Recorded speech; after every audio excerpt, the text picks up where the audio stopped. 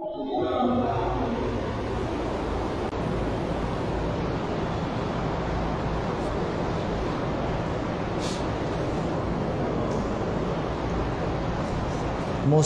আসা, বসা, যাওয়া, এ পর্যন্ত পৌঁছা, সব কিছু আল্লাহর দয়ার উপর, রহমতের উপর নির্ভর।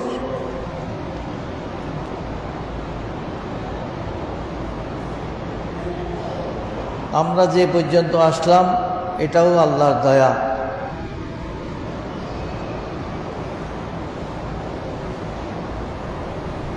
গত মঙ্গলবার রেলগেটের এখানে কোরবানির পশু ক্রয় করার জন্য আসলাম।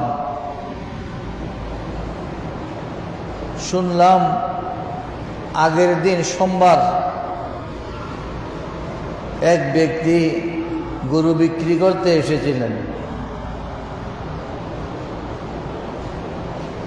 ওনার সাথে আমার কথাও হয়েছে, পরিচয়ও আছে। ওই রেলগেটের উত্তর দিকে বাড়ি।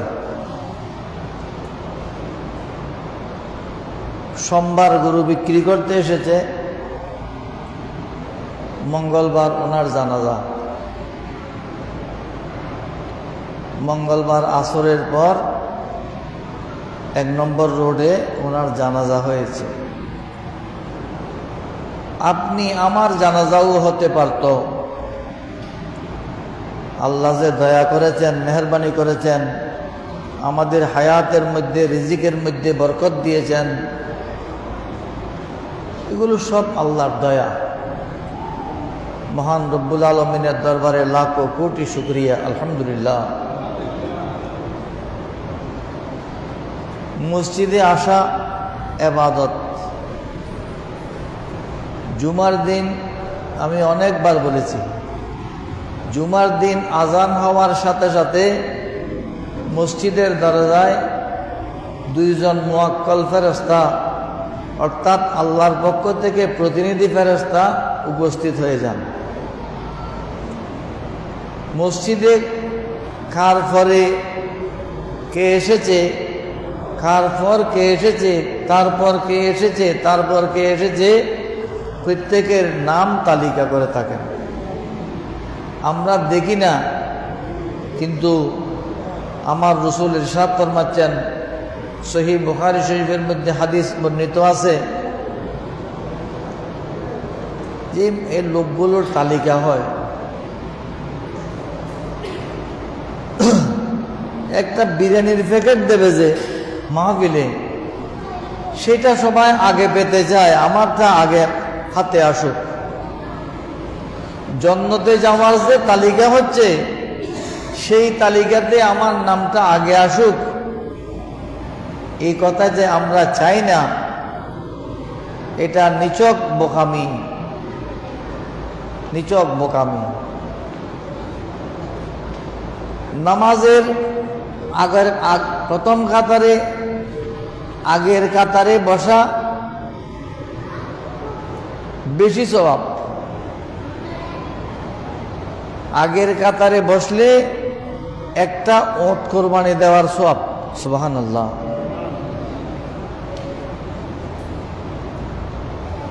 ফতেপুর এলাকায় কেউ ওট কোরবানি দিয়েছে, আপনারা শুনেছেন? শুনেন নাই? দেয় নাই। জুমার নামাজে প্রথম কাতারে বসলে একটা ওট কোরবানি দেওয়ার সওয়াব। সুবহানাল্লাহ। দ্বিতীয় কাতারে বসলে একটা গরু কোরবানি দেওয়ার সওয়াব। সুবহানাল্লাহ। তৃতীয় কাতারে বসলে একটা ছাগল কোরবানি দেওয়ার সওয়াব। যত পিছে যাবেন সওয়াব কমতে থাকবে। এই বুড়ো একটা যে এখানে বসলেন, আমি ওইদিকে ফাটাইয়া দিলাম। কেন? ইমামের পিছনে এমন একজন ব্যক্তি দাঁড়ানো উচিত যে লোকটি প্রয়োজনে ইমামতি করতে পারবে। কিন্তু আমরা বুঝি না, অনেকে ইমামের পিছনের মুসাল্লায় এসে বসে যায়। আগামীতে এখানে একটা জায়নামাজ আলাদা রেখে দেবে, সেটা ইমামের জন্য নির্দিষ্ট জায়গা।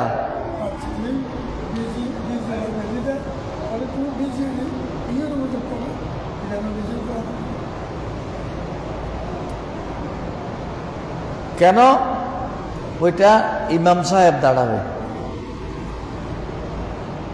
5 ওয়াক্তের ইমাম যিনি, উনি প্রয়োজনে তো জুমা পড়াতে পারবেন। ইমামের কোনো না কোনো ওজর হতে পারে, কোনো অসুবিধা হতে পারে। হঠাৎ করে যদি নামাজ পড়াতে হয়, তাহলে উনি সামনের মুসাল্লায় গিয়ে নামাজ পড়াতে পারবেন। এই জন্যে ওই জায়গাটা খালি থাকা উচিত।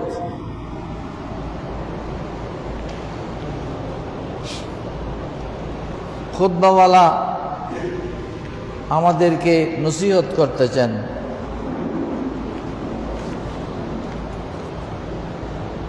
হে উপস্থিত লোকজন, মুসল্লিরা, তুমি নিজের উপর অপরিহার্য করে নাও, লাজেম করে লো, বাধ্যতামূলক করে নাও যে আমার উপর অপরিহার্য দায়িত্ব যে আমি ইবাদত করে আমার মওলায়ে হাকিকি রব্বুল আলামিনের সন্তুষ্টি অর্জন করা।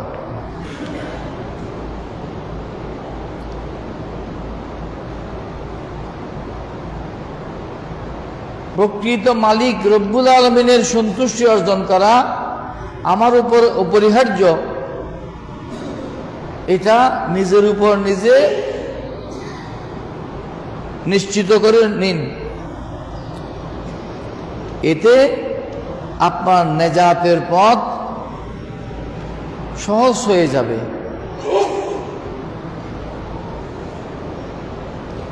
আর কতদিন ঘুমিয়ে থাকবে, শুধু গুনাহ করতে থাকবে, অবহেলায় থাকবে কতদিন?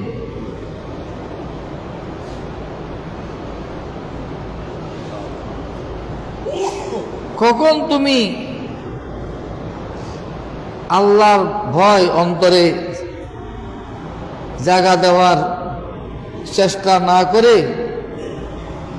অবহেলায় থাকবে?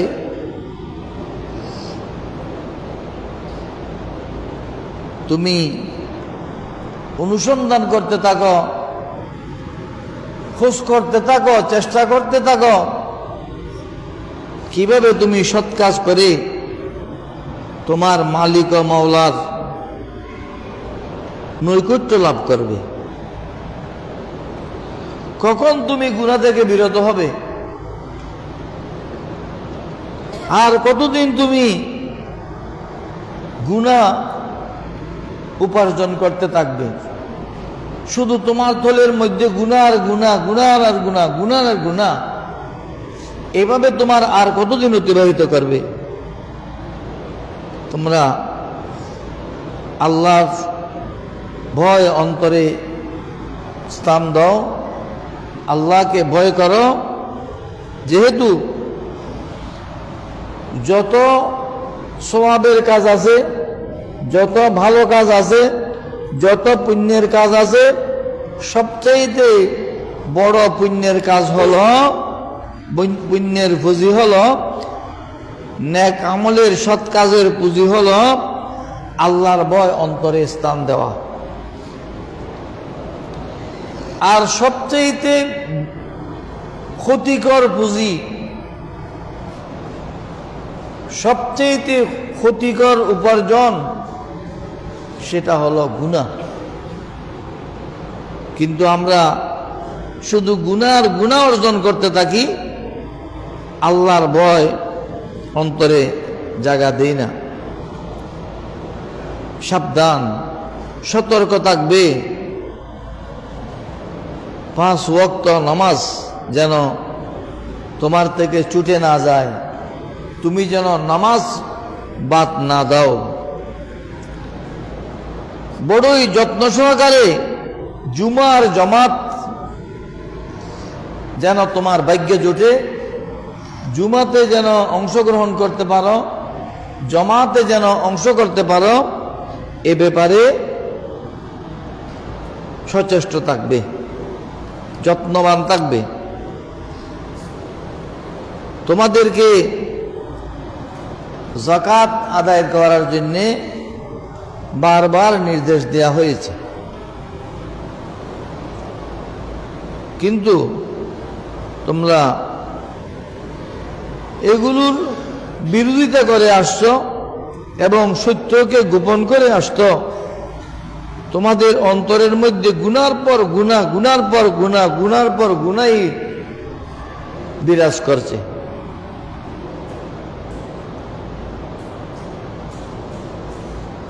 তোমরা কাজ করছো, আমল করছো, শুধু কি মানুষের সাথে অহংকার, গৌরব, ফখর, বড়াই, নিজের আমিত্বকে তোমরা শুধু প্রতিষ্ঠা করতে সচেষ্ট রয়েছ। আমি বড়, আমি ধনী, আমি প্রভাবশালী, আমার ক্ষমতা বেশি, আমার সম্পদ বেশি, আমার জনবল বেশি, শুধু অহংকার আর অহংকারের হুঁজিয়েই তোমরা জোগাড় করছো।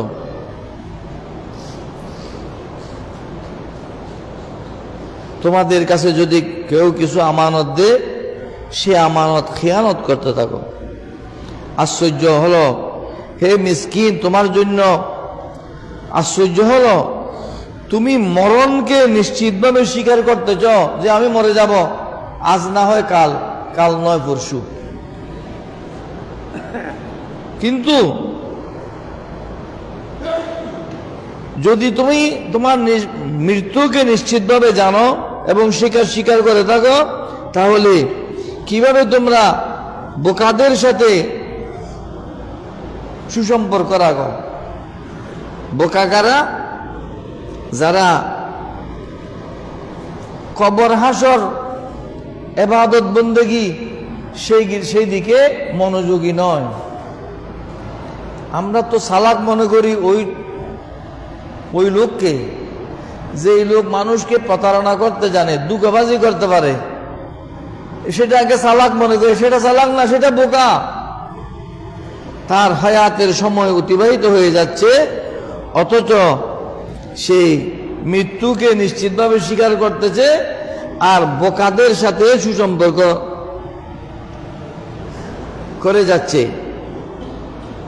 অথচ কবরের নির্জন জায়গা তোমার সামনেই রয়েছে। বললাম না, সোমবার গরু বিক্রি করতে এসেছে, মঙ্গলবার তার জানাজা। এই গত মঙ্গলবারের কথা বলতেছি। সোমবার গরু বিক্রি করতে এসেছে, ওই তৈব তারার বাড়ি খান ভাড়া হয় না, সহ্য ভাড়া না, হ্যাঁ জাফর, সোমবার গরু বিক্রি করতে এসেছে। আমি ওনার সাথে কথা বলেছি। মঙ্গলবার শুনলাম আসরের পর ওনার জানাজা। আমি আর আপনি যে এই পর্যন্ত আছি, এটা আল্লাহর দয়া, আল্লাহর মেহেরবানি।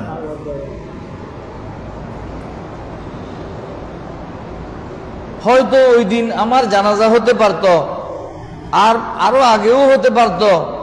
আল্লাহ যে এই পর্যন্ত আমাকে সময় সুযোগ দিয়েছেন, আমি যে মসজিদে আসতে পারলাম, নামাজ পড়তে পারলাম, এগুলো আল্লাহর দয়া ছাড়া কিছুই না। সুবহানাল্লাহ।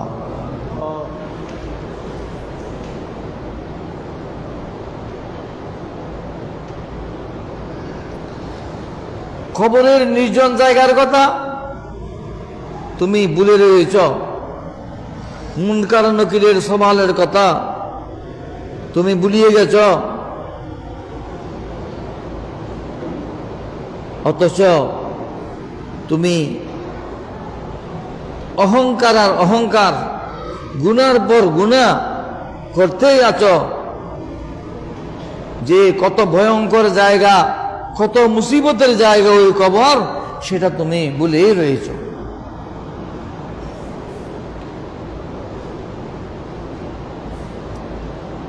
তুমি তো একের পর এক আকাঙ্ক্ষা করতেছ, দুবাই যাব, সৌদি আরব যাব, অমুক দেশে যাব, টাকা পয়সা রোজগার করব, ব্যবসা বাণিজ্য করব, টাকা পয়সা উপার্জন করব, বিশাল বাড়ি করব, তারপর বিয়ে শাদী করব, আমার ছেলে মেয়ে অনেক হবে, আমার একটা সুসজ্জিত সংসার হবে, অনেক পরিকল্পনা।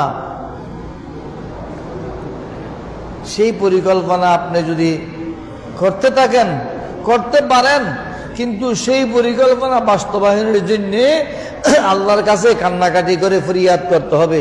আল্লাহ চাইলেই পারবেন, আপনার চেষ্টায় হবে না। শুনছেন না, এ কয়দিন আগে ওমানে 4 ভাইয়ের একসাথে মৃত্যু হয়েছে। কত করুণ ঘটনা, করুণ কাহিনী। যার ঘরে এই ঘটনা ঘটেছে সে এটা কিভাবে উপলব্ধি করতেছে আমি আর আপনি বুঝতেছি না। আমরা গল্প শুনতেছি, কাহিনী শুনতেছি। 2 ভাইয়ের বিয়ে হবে, বাড়িতে আসবে, সদাই করেছে, বাজার করেছে, অনেক পরিকল্পনা, কিন্তু সেই পর্যন্ত পৌঁছার তৌফিক যদি আল্লাহ না দেন, কেউ দিতে পারবে না। বিশাল গরু নিয়ে যান, 1 লাখ গরু নিয়ে যান কোরবানি দেওয়ার জন্যে।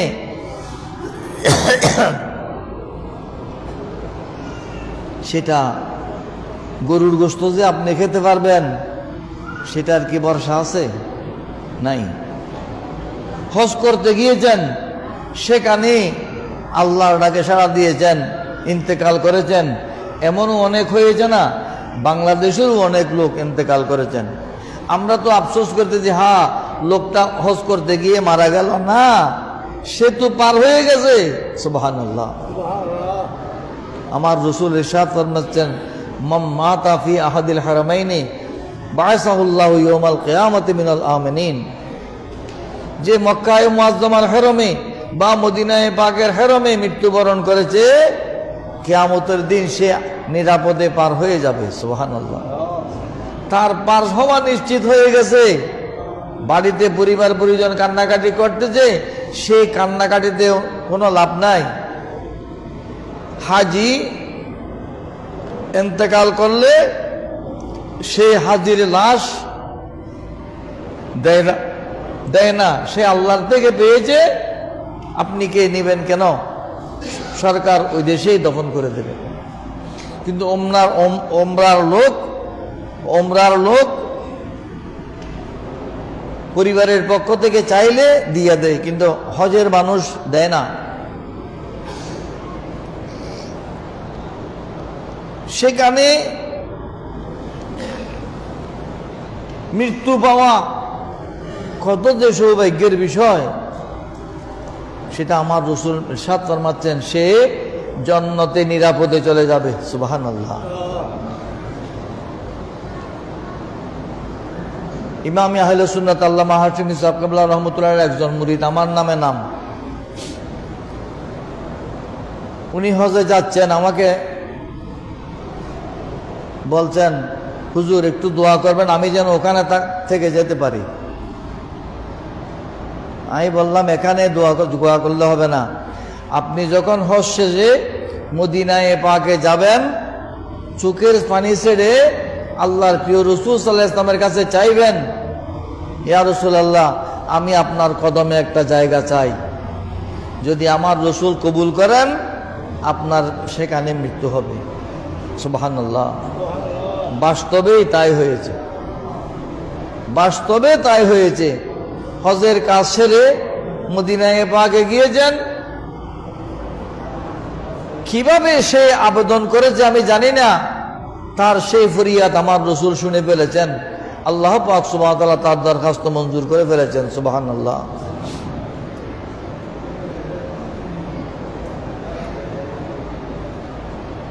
মাওলানা মনজুর আহমদ রেফাই ফরাজি গান্ধীর পীর সাহেব, মাওলানা মনজুর আহমদ রেফাই রহমতুল্লাহ আলাই, ওনার বাবাও পীর সাহেব ছিলেন। মাজারের সাফ সাফাইয়ের কাজ চলতেছে, পরিষ্কার পরিচ্ছন্ন করার কাজ চলতেছে। মুরিদানরা জিজ্ঞেস করতেছেন, বাবা দাদা জানের কবর তো এখানে আছে, মাজার শরীফ আছে, আমরা তো সেটা খেদমত করতেছি, আপনারটা কোনখানে হবে আমাদেরকে একটু দেখাইয়ে দেন না। হযরত মনজুর আহমদ রেফাই রহমতুল্লাহ বললেন, রাসূলুল্লাহর কাছে তো দরখাস্ত দিয়ে রেখেছি, জায়গা কোনখানে রেখেছেন আমি তো জানি না। সুবহানাল্লাহ বলেন না। আশিক রাসূলের সেই ফরিয়াদ, সেই মনের কামনা যে রাসূলুল্লাহ সাল্লাল্লাহু আলাইহি ওয়াসাল্লামের কাছে দরখাস্ত একটা দিয়ে রেখেছি, আমি তো জানি না জায়গা কোনখানে। তারপর বছর হজে গেলেন, ওনার ইন্তেকাল হলো আমার রসুলের রওজায়ে পাকের সামনে। সুবহানাল্লাহ। যেভাবে চেয়েছিলেন সেভাবে পেয়েছেন, জান্নাতুল বকি শরীফে ওনার কবর হয়েছে। কেমন কথা, হিসাব ছাড়া কিয়ামতের দিন পার হয়ে যাবে। সুবহানাল্লাহ। আপনি যদি রসুলের প্রেম, রসুলের মহব্বত অন্তরে জায়গা দিতে পারেন, খালেস দিলে ফরিয়াদ করতে জানেন, আপনার দোয়া কোন জায়গায় কবুল হয়ে যাবে সেটা আপনি বুঝতে পারবেন না। আল্লাহ কখন কার দোয়া কিভাবে কবুল করেছেন। আমার মতো অনেক লোক আছে আমার এলাকায়, সে কোনোদিন দেখা যায় নাই, চট্টগ্রাম শহরে আসেনি এমন অনেক লোক আছে, রেলগাড়ি দেখেনি এমন অনেক লোক আছে। আর আপনি যে কত দেশ ঘুরলেন, কত দেশে গেলেন, কত দুনিয়া দেখলেন, এটা কি সব আল্লাহর দয়া, সব আল্লাহর মেহেরবানি। আল্লাহ পাক সুবহানাহু ওয়া তাআলা যাকে দয়া করবেন সেইটুকু সে করতে পারবে। 10 তলা বিল্ডিং করার পরিকল্পনা আছে, সেই পরিকল্পনা বাস্তবায়িত হবে কিনা সেটা আল্লাহ পাক গোপন রেখেছেন।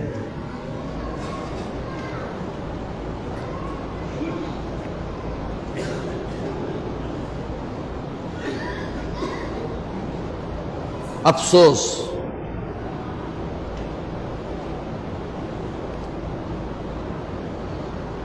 আফসোস, আফসোস, অনুশোচনা।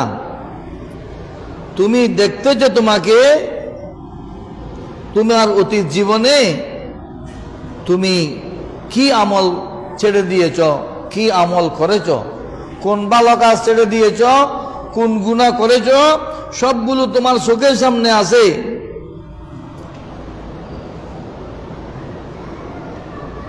অথচ তুমি তার জন্য কোনো আফসোস করতেছ না, তোমার কোনো পেরেশানি নাই, তোমার কোনো দুঃখ নাই।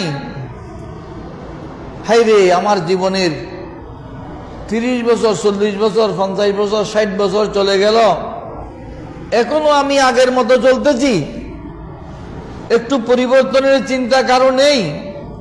এটা তোমার জন্য বড় আফসোসের বিষয়।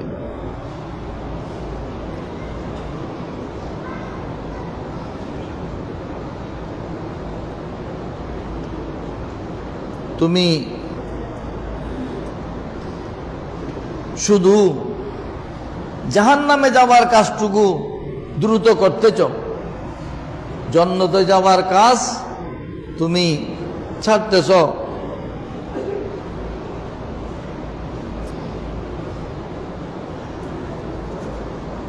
তুমি এমন কাজ করতেছ যে কাজের বদৌলতে জান্নাতের নেয়ামতগুলো তোমার হাতছাড়া হয়ে যাচ্ছে, বেহেশতের হুর ও গালমান পাওয়ার সেই সুযোগ তোমার হাতছাড়া হয়ে যাচ্ছে, জান্নাতের বিশাল দালানগুলো তোমার হাতছাড়া হয়ে যাচ্ছে, তোমার যে সোনার পালং, সোনার ঘর, জান্নাতের যে সুন্দর মনোরম কক্ষ রুম, সেগুলো যে তোমার হাতছাড়া হয়ে যাচ্ছে, সেটা তুমি দেখেও না দেখে ভান করতেছ। তুমি জান্নাত থেকে বঞ্চিত হয়ে শুধু গুনাহ গুনাহ করতেছ।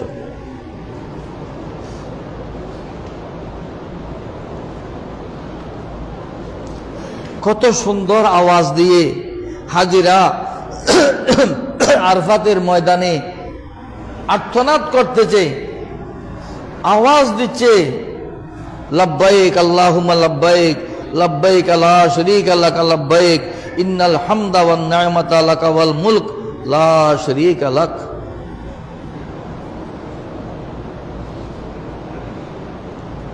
আল্লাহর কাছে হাজিরা এগুলো পড়তেছে।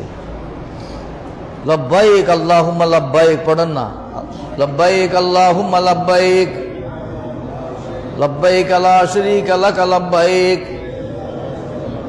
ইন্নাল হামদা ওয়ান নি'মাতা লাকা ওয়াল মুলক লা শারীকা লাক। লব্বাইক আল্লাহুম্মা লব্বাইক, লব্বাইক লা শারীকা লাক লব্বাইক, ইন্নাল হামদা ওয়ান নি'মাতা লাকা ওয়াল মুলক লা শারীকা লাক। আল্লাহর কাছে হাজিরা এগুলো পড়ে পড়ে আর্তনাদ করতেছে, আল্লাহ তোমার দয়ার কোনো শেষ নাই, আমি তোমার দুয়ারে গোলাম হাজির হয়েছি, গোলাম তোমার দুয়ারে হাজির হয়েছি। আল্লাহ তোমার কোনো শরীক নাই, তুমি এমন বাদশাহ যেই বাদশার কোনো উপমা নাই। সুবহানাল্লাহ। এত বড় বাদশার দুয়ারে আমি হাজির হয়েছি। আল্লাহ আমার হাজিরিটা কবুল হলেই আমি কামিয়াব। সুবহানাল্লাহ।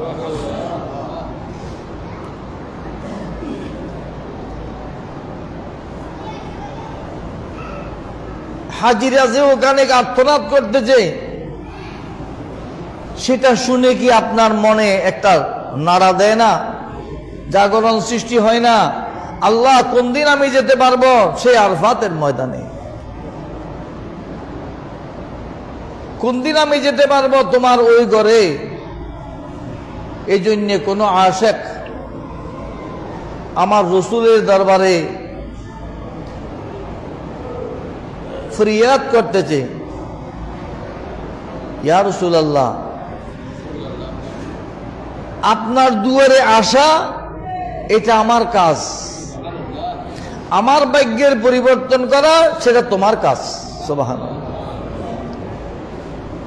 তেরে কদমোं में आना मेरा काम था, तेरे कदमों में आना मेरा काम था, मेरी किस्मत जगाना तेरा काम है।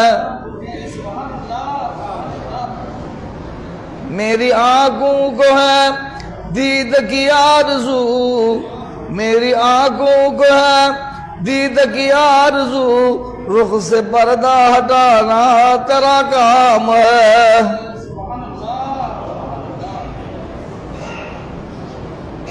या রাসূলুল্লাহ আমার মন চায় আপনার দিদার পাওয়া, আমি আপনাকে দেখতে চাই, কিন্তু চোখের চেহারার পর্দা খোলা সেটা আপনার কাজ। আপনি দয়া করলে আমি আপনাকে দেখতে পাবো। যদি জীবনে একবার চেতনে বা স্বপনে আমার রসুলের দিদার হাসিল হয়, সে জান্নাতি হয়ে যাবে। সুবহানাল্লাহ।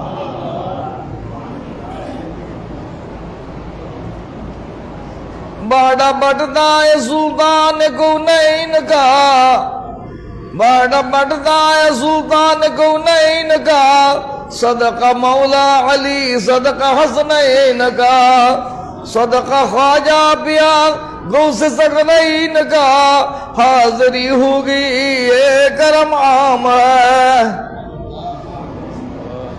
फरियाद करते আমার রসুলের দান উভয় জগতের বাদশাহ, সুলতানে কৌনাইন, এই জগতেরও বাদশাহ ওই জগতেরও বাদশাহ, ওনার দরবারে বন্টন হচ্ছে, দেওয়া চলতেছে, দিতেই আছেন। ইয়া রাসূলুল্লাহ, আমি এক অপরাধী, আপনার দুয়ারে এসেছি, আমাকে দয়া করুন। কার উসিলায়? সাদাকা মাওলা আলী সাদাকা হাসানাইনকা, মাওলা আলী শের খুদা রাদিয়াল্লাহু তাআলা আনহুর উসিলায়, ইমাম হাসান এবং হুসাইনের উসিলায়, খাজা গরিব নওয়াজের উসিলায়, গৌসে বাগদাদের উসিলায় ইয়া রাসূলুল্লাহ আমাকে দান করুন। সুবহানাল্লাহ।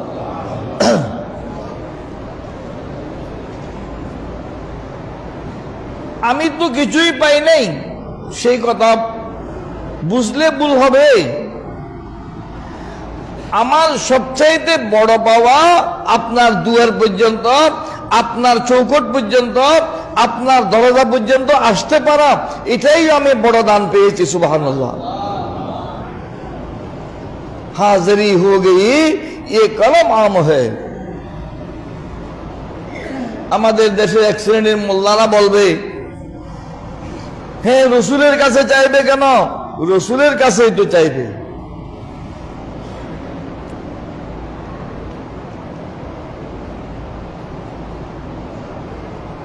একজন সাহাবী হযরতে রবিয়া ইবনে কাব রাদিয়াল্লাহু তাআলা আনহু, রবিয়া ইবনে কাব আসলামী রাদিয়াল্লাহু তাআলা আনহু, উনি বলতেছেন, মুসলিম শরীফের হাদিস, মিশকাত শরীফেও আছে,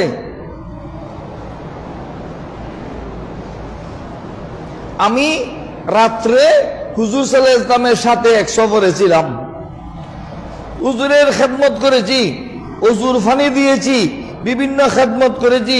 আমার খেদমতে সন্তুষ্ট হয়ে আমার রসুল বললেন, রবিয়া কিছু চাও? খেদমত যখন করেছ কিছু চাও? আন রবিআত ইবনে কাব রাদিয়াল্লাহু তাআলা আনহু قال كنت ابيت مع رسول الله صلى الله عليه وسلم فاتيته بوضوئه وحاجته فقال لي سل।